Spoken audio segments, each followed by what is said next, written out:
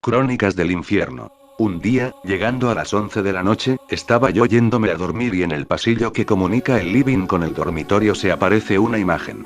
Una imagen típica del infierno, una persona que parecía estar destrozada físicamente, con olor a carne quemada y azufre. Me llamó la atención pero no sé por qué no me asuste. Me dijo: soy Carlos Meria y vengo a hablar con usted. Solo tengo pocos minutos para estar aquí, así que preferiría no perder mucho tiempo. Lo que tengo que contarle es parte de mi redención, así que le dije amablemente que pase al living, se siente y me cuente qué pasaba. A diferencia de cómo se pueden llegar a imaginar a estos seres, les cuento que son tan reales como el que leí yo, no hay ninguna parafernalia para sus apariciones. Se sentó en una silla que daba a la ventana y me dijo que lo que me contaba debía ser divulgado y comenzó su relato. Me dijo que cuando estaba vivo era un hombre muy poderoso, vivió muchos años y falleció en la década del 60. Era una persona de muchas empresas, tenía muchísimo dinero, tenía una familia enorme, y todo lo que el mundo material podría desear. Pero era una persona soberbia y muy desalmada. Él no tenía ningún problema en echar a un empleado que estaba con problemas de algún tipo, aun si el empleado se quedaba en la calle y sin nada junto con su familia. Era parte del negocio ser así y lo hacía sin remordimientos. También había participado en actividades fraudulentas, evasión fiscal, tenía muchísimos trabajadores en negro y hacía lo que quería. Tenía muchísimo poder. Pero como todo era parte del negocio, del camino al éxito lo hacía sin problemas. Él quería mucho a su familia, no le hacía falta nada a la gente a quien él quería, pero con el resto era implacable. Pero también era un gran religioso, siempre iba a misa y daba plata en la colecta. Siempre cuando alguien en la calle le pedía una limosna él daba. No daba monedas, daba de a 5, 10 o 20 pesos. Se sentía bien haciendo eso y pensaba, estoy ayudando, no soy una mala persona. Siempre sus exámenes de conciencia le daban saldo positivo. Él estaba convencido de que hacía bien y que no perjudicaba a nadie y si lo hacía en algún momento era por una cuestión de negocios, nada personal. Siempre era generoso, ni más ni menos, daba lo que le parecía depende de la cara del cliente. Así transitó por el mundo, no siendo una mala persona. A los 70 y pico empezó a enfermarse, por la edad, y a los 80 murió. ¿Cómo se imaginan eso? Les quiero contar que es como lo muestran en las historietas y en las películas. Ven una luz, como un túnel. Sus seres queridos los acompañan hasta las puertas del cielo, y ahí, un ángel de alas enormes los derriba. Suena gracioso, pero como les dije hoy, no hay muchos misterios, las cosas son como las cuentan y no hay ninguna interpretación ni nada poético. Imagínense un enorme lugar lleno de nubes y un portal dorado brillante. Antes del portal el ángel derribador. Y ante él, un escritorio y una enorme cola de personas. Sí, hasta después de muertos hay que hacer cola, no solamente en el banco para pagar la luz. El hecho es que el señor Meria murió y se fue a hacer la cola para que sea revisado por el ángel derribador, lo vinieron a buscar sus padres al hospital para acompañarlo, para que no se pierda y se sintiera cómodo.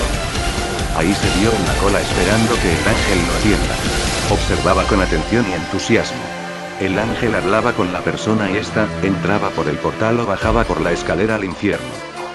Sí, había una escalera eléctrica que comenzaba en las nubes justo al lado del escritorio del ángel y al lado de la escalera había un ser horrible, de color gris, rojo y negro, al que no se le veía la cara porque tenía puesta una túnica cuya capucha la tapaba, solo se veían dos cuernos negros y unas manos que parecían tener escamas. Ese ser era el recibidor del infierno, una especie de mayordomo que te abre la puerta. Cuando los de la cola se percataban de eso les entraba la angustia y hacían miles de exámenes de conciencia que ya no daban saldos tan positivos.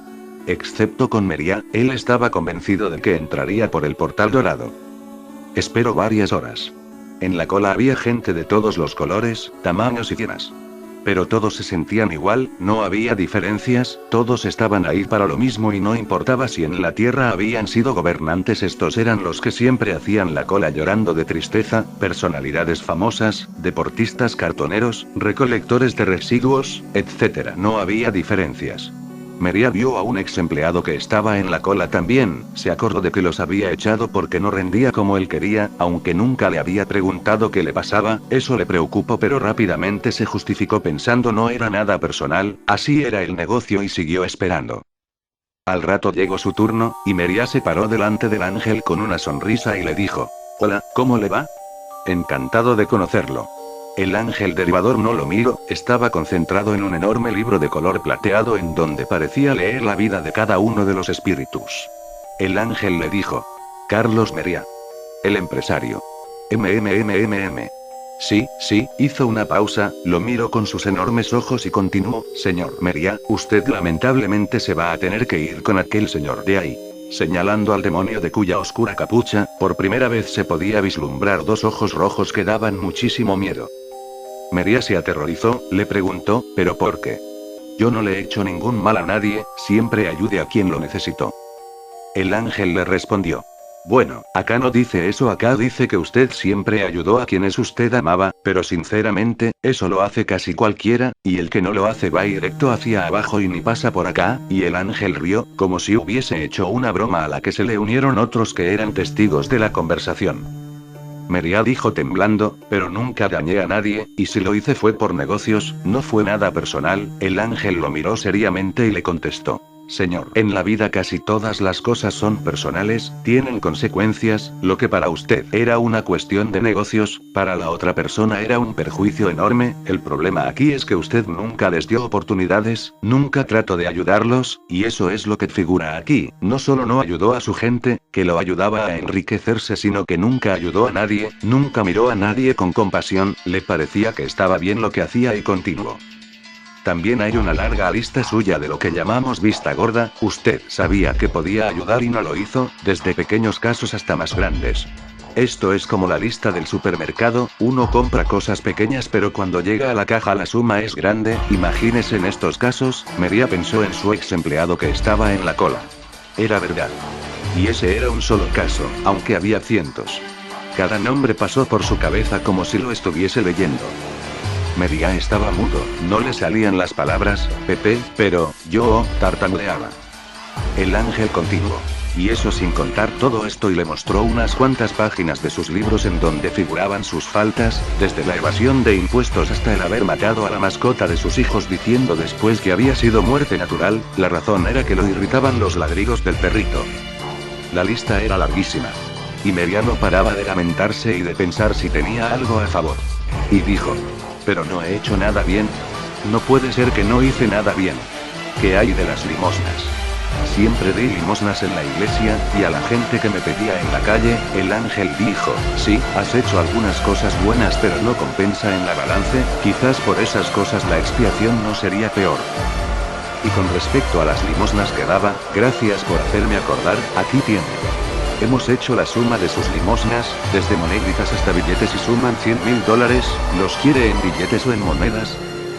María miró sorprendido. ¿Cómo? Preguntó confundido. El ángel dijo: sí, eso no cuenta como ayuda en su caso, así que vamos a devolverle todo el dinero. No se preocupe que se lo acepten en el infierno, lo puede canjear por algunos minutos en la tierra para aparecer en el sueño de alguien o por dejar pasar alguna tortura. Le recomiendo lo primero, y que sea para bien. El infierno financia a muchos de sus demonios en la tierra con este dinero, ¿o de dónde piensa que sale el dinero de los famosos pactos con el diablo? El infierno tiene mucho dinero. De esa manera María tomó el dinero en billetes, y fue acompañado al infierno por el recibidor que le ponía una mano en el hombro como compadeciéndolo y comenzó a bajar la larga escalera mecánica. Abajo lo esperaba el fruto de toda su vida. Así finalizaba el relato María, casi lagrimeando. Había utilizado ese dinero para hablar conmigo, utilizó su único medio para poder aliviar su expiación. Dar un mensaje, para los que no saben y no contestan. Para los que dan monedas mientras hacen la vista gorda. Apenas terminó su relato, desapareció diciendo sus últimas palabras. Que se haga saber esto, por favor. Lo único que pido. De esa manera se esfumó dejando cenizas y olor a quemado y azufre.